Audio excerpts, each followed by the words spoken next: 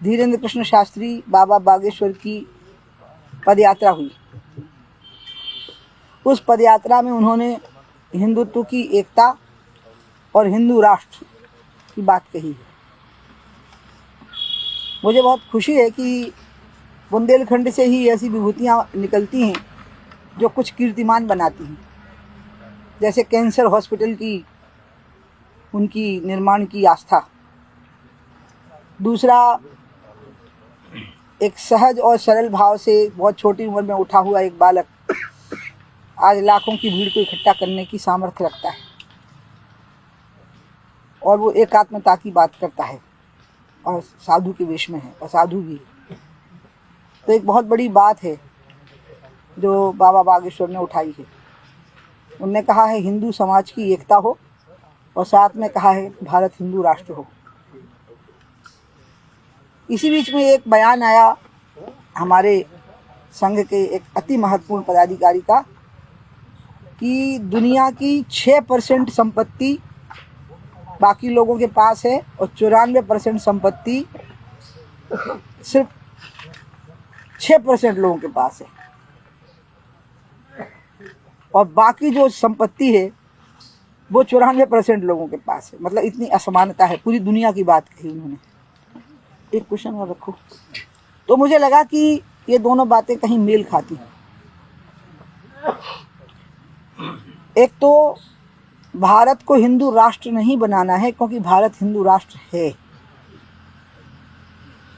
और ये सनातन काल से अन्य नामों से है। आर्य नाम था, वैदिक नाम था, फिर कालांतर में नाम बदलते गए सभ्यताओं के, लेकिन भारत हिंदू राष्ट्र है। इसको स्वीकार करना है, इसका साक्षात्कार करना है सबको, इसको स्वीकृति मतलब अपने आत्मा में सबको स्वीकार करना है कि हिंदू राष्ट्र है। और हिंदू राष्ट्र है इसलिए सेकुलर है। जब ये हिंदू राष्ट्र नहीं होगा तो सेकुलर नहीं होगा। जहाँ भी हिंदू अल्पसंख्यक हो गया है वहाँ हिंदुस्तान में ही हमें ऐसे राज्य देखने को मिले हैं कि वो संकट में आ गया। इसका मतलब कि इसका हिंदू होना ही, इस देश का हिंदू राष्ट्र होना ही इसका सेकुलर होने की गारंटी है, सेकुलर बने रहने की। सेकुलर इस सेंस में कि सर्वधर्म संभाव, क्योंकि हिंदुओं की प्रकृति है कि एक देव, एक पंथ, एक पूजा विधि और एक इष्ट से नहीं जुड़ना। ये पहले से रही है। जब इस्लाम नहीं था तब भी, जब बौद्ध और जैन धर्म नहीं था तब भी, जब ईसाई धर्म नहीं था तब भी, स्वयं हिंदुओं में करोड़ों देवी देवताओं को पूजने की प्रकृति रही है, स्वभाव रहा है। तो इसलिए विविधता में एकता देखना ये हिंदू की प्रकृति है, और विविधता में एकता देखने के कारण ही भारत हिंदू राष्ट्र होते हुए भी सर्वधर्म संभाव को मानता रहा, सेकुलरिज्म को मानता रहा। लेकिन हाँ, विविधता में एकता देखना ये बात बहुत महत्वपूर्ण है उनके लिए जो दूसरे लोग यहाँ रह रहे हैं, ईसाई और मुस्लिम, जो अभी 2-2.5 हज़ार साल के बीच में जो पूजा विधियाँ पनपी हैं, उन लोगों को ये आदत डालनी पड़ेगी कि भारत का सोच ऐसा है कि वो विविधता में एकता दिखता है। और जब वो ऐसा सोच बना लेंगे तो वो भी हिंदू राष्ट्र का ही अंग है, क्योंकि हिंदू राष्ट्र की यही प्रकृति है, यही हिंदू की प्रकृति है कि विविधता में एकता है। तो जो विविधता में एकता मान के यहाँ रहेगा वो किसी भी धर्म को मान रहा होगा, किसी भी ग्रंथ को पढ़ रहा होगा, वो भावनात्मक रूप से आध्यात्मिक भाव से एक हो जाएगा।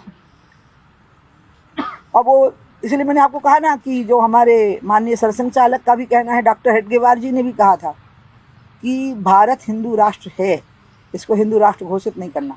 हाँ, भारत हिंदू नेशन, हिंदू स्टेट नहीं है। हिंदू स्टेट होने का मतलब होता है एक धर्म पर आधारित राज्य व्यवस्था को चलाना। वो भारत नहीं है और ना वो भारत कभी होगा, क्योंकि हम सर्वधर्म संभाव को मान करके चले।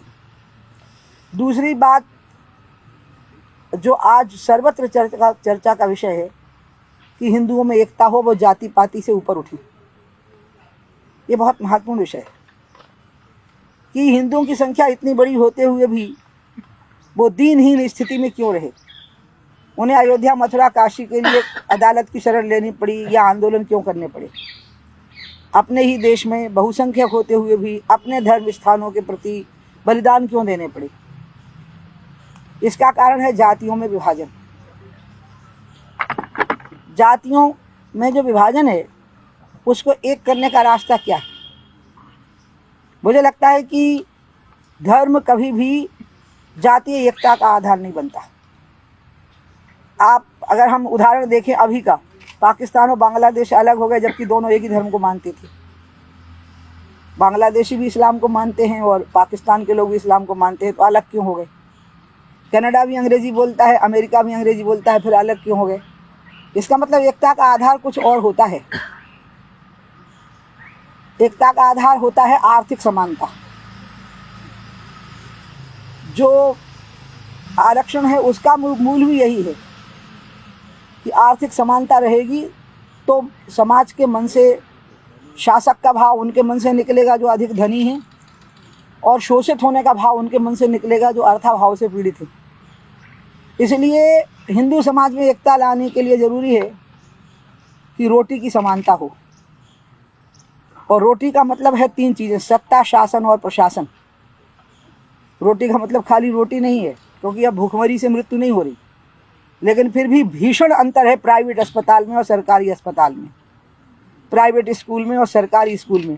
कुत्ते हवाई जहाज़ में गए हैं कोरोना काल में, और लोग पैदल चले हैं लाखों लोग। ये इसी देश ने इसको देखा है। इसलिए रोटी और बेटी में आप किसी की बेटी को किसी के यहाँ ज़बरदस्ती नहीं ब्याह सकते, लेकिन अगर कोई बेटी तय करती है या कोई बेटा तय करता है या दोनों तय करते हैं कि हमें विवाह करना है, तो वो किसी भी जाति के हों, उनके प्रति उदारता दिखानी होगी समाज को।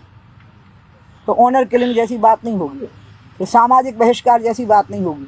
किसी भी जाति की बहू होगी उसको प्रेम से स्वागत करना होगा, और किसी भी जाति का दामाद होगा उसका प्रेम से स्वागत करना होगा। तो बेटी में एकता का आधार तो बनेगी उदारता समाज की। समाज को उदार भाव रखना पड़ेगा।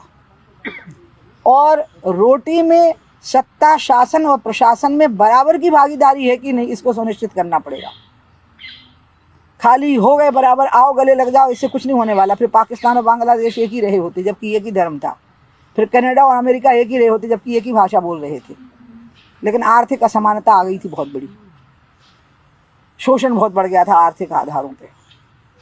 तो मुझे लगता है कि अब ये मामला आगे बढ़े, और आगे इस पर बढ़े कि सत्ता, शासन और प्रशासन में सभी की बराबर की भागीदारी हो जाए। सबको लगे कि हमारा स्थान है, खाली दिखाने के लिए नहीं है, सच में हमारा स्थान है और हम उसी जगह पर बैठे हुए हैं जहाँ पर कि बाकी के लोग बैठे हुए हैं। और जो बात मैंने कही है कि विवाह के मामले में बेटी का मामला अलग है, इसमें तो अगर किसी ने तय किया कि हम दूसरी जाति में विवाह कर रहे हैं, बेटा बेटी दोनों ने, तो उदारता उनके प्रति बरतनी होगी, उनका सम्मान करना होगा। उसमें संकीर्णता, ऑनर किलिंग, बहिष्कार, मिलेंगे नहीं, निकाल दिया, मरने के बाद ही आना, ये सब बंद करना पड़ेगा। लेकिन हाँ, अरेंज नहीं हो सकता इसमें, क्योंकि बहुत जल्दी बेड़ियाँ कटती नहीं। लेकिन अगर कोई बेड़ी काट के प्रेम की धारा में बह के समाज का सम्मान करते हुए विवाह में बंधन में बंधना चाहता है, तो उसका सम्मान रखना होगा, आदर करना होगा। और रोटी में तो बिल्कुल सोच समझ के सूझबूझ से बंटवारा करना होगा कि सत्ता में भागीदारी कितनी है, शासन में भागीदारी कितनी है, और प्रशासन में भागीदारी कितनी है, और रिजर्वेशन के अलावा भागीदारी कितनी है। क्योंकि रिजर्वेशन तो एक मजबूरी है, रिजर्वेशन की मांग भी मजबूरी में उठी है, और रिजर्वेशन एक संवैधानिक बाध्यता है, क्योंकि संविधान में दर्ज है कि इतना रिजर्वेशन देना पड़ेगा।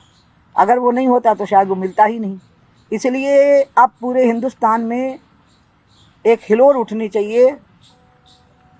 अगर हमें समाज में एकात्मता चाहिए, और हमें खास करके जातियों में विभाजित हिंदू समाज में एकात्मता चाहिए, तो सत्ता में, शासन में, प्रशासन में बराबर की भागीदारी सुनिश्चित करनी होगी। और वो पदों के आधार पर नहीं होगी, वो पदों के वजन के आधार पर होगी कि पदों का वजन क्या है, उनमें ताकत कितनी है उन पदों में।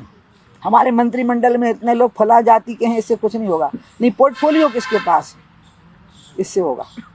निर्णय करने की ताकत जहाँ है, वो ताकत किसकी कलम में है, इस पे होगा। तो इसलिए एक बहुत अच्छी बात ही हुई है। अब रही आर्थिक बंटवारे की बात, जिसमें कि सच में ये बहुत भयावना अंतर है कि बहुत सीमित लोगों के पास में बहुत बड़ी धनराशि पहुंच गई है और असीमित संख्या में लोग ऐसे हैं जो रोजगार के लिए संघर्ष कर रहे हैं।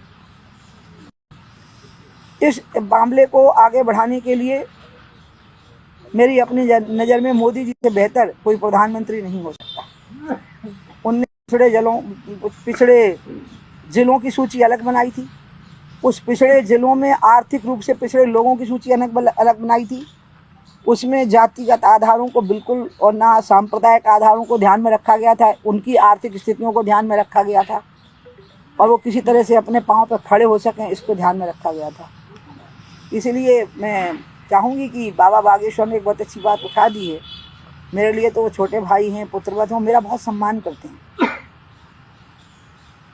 लेकिन अब आगे बात जानी है और राजनीतिक मंच पर जानी है, सामाजिक मंच पर जानी है, विचारकों के मंच पर जानी है कि एकता क्या चीज़ है।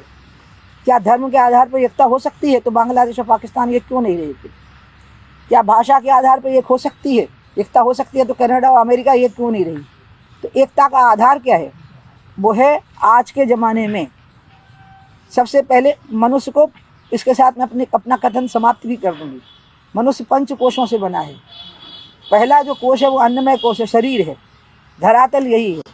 शरीर की मांग है रोटी की, रोजगार की और एक अच्छी जिंदगी की। इसमें समानता आएगी ना, तब वो आत्मा व परमात्मा की बातें हो पाएंगी, एकता की। ये पहले दैहिक सुविधाओं की समानता, उसका सम्मान, उसका उच्च स्थान, ये जब हम सुनिश्चित करेंगे, और ये बहुत बड़ी व्यापक बात है जो अब उठनी चाहिए, और अगर ये नहीं उठती है तो फिर हम ऐसी ही बातें करके रह जाएंगे, तो बात आगे बढ़ेगी नहीं। बाकी मुझे बड़े चैलेंजेस लगते ही नहीं हैं, हम सब चीज़ों से निपटने में सामर्थ्य रखते हैं।